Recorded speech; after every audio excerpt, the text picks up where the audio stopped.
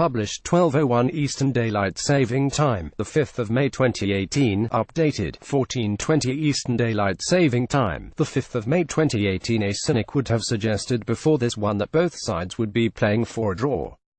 Coventry needed a point to secure a playoff spot and Morecambe required a point to beat the drop. But given Coventry's attacking flair this season and Morecambe's inability to score, you felt this would be a step too far for Jim Bentley's side that were without a win in 9 games.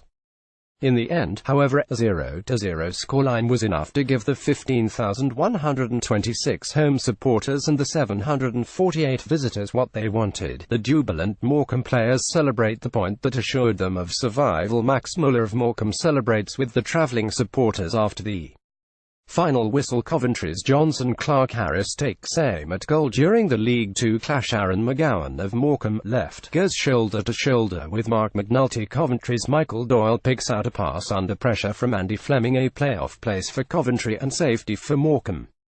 Barnet's 2-0 win over Chesterfield not mattering a jot. Staying in the Football League means everything to us, said Bentley. We've had our problems off the pitch over the last few years and it's been difficult, but my boys never gave up. Hopefully now we can move forward with the new owners and see what we can do. Indeed, the arrival of new owners earlier in the week was something Morecambe fans had been wanting for some time. Bond Group Investments Limited were announced as the Shrimp's new majority shareholders on Tuesday morning. Finally some stability after botched attempts at running a football club by Diego Lemos, who was barely seen at the Globe Arena, and US-based Italian businessman Joseph Cala, who, it turned out, didn't have the funds to buy the club.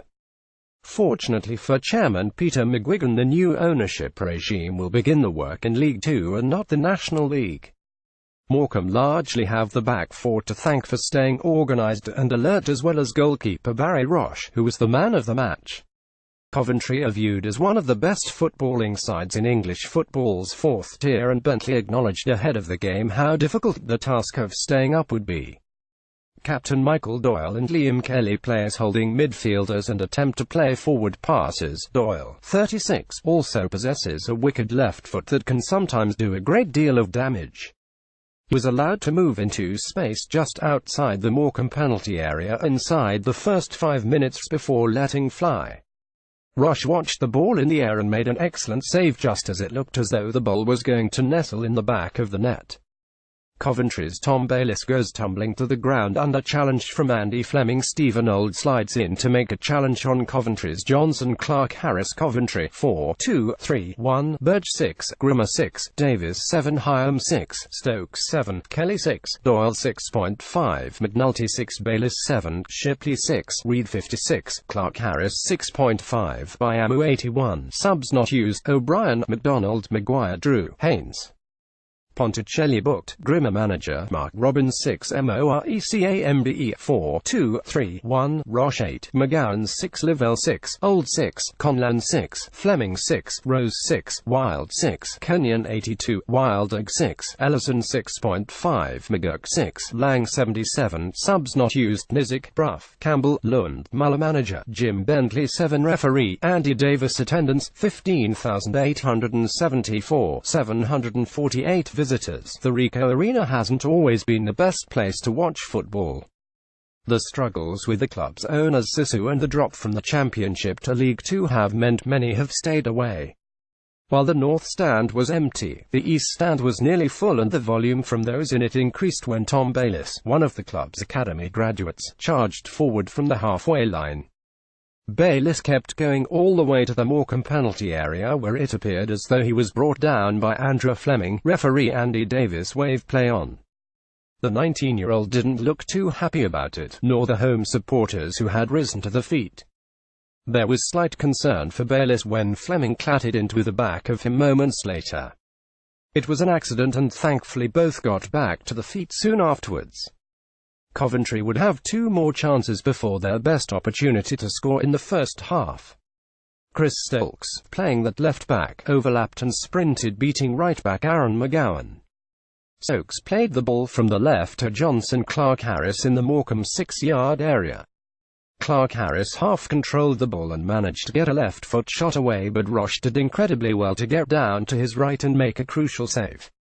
Morecambe desperately needed a spark. In the 53rd minute they thought they had found it.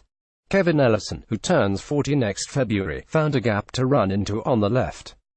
Once he reached the Coventry penalty area he let fly, and the Morecambe fans behind the goal thought it had gone in, only for the ball to gather in the side netting. Coventry will play Notts County in the semi-finals of the playoffs next, and they will have to perform much better than the second-half performance on Saturday if they want to reach Wembley. Tame shots, errant passes and a general complacency about the play provoked a couple of fans into shouting, "Show us you want it." Coventry manager Mark Robins certainly wants it. Right up until the death he was patrolling his technical area. He will appreciate the test that Kevin Nolan's side will provide. The Sky Blues have won and lost against Notts County this season. "We know what we need to do and we'll work to achieve that," said Robins.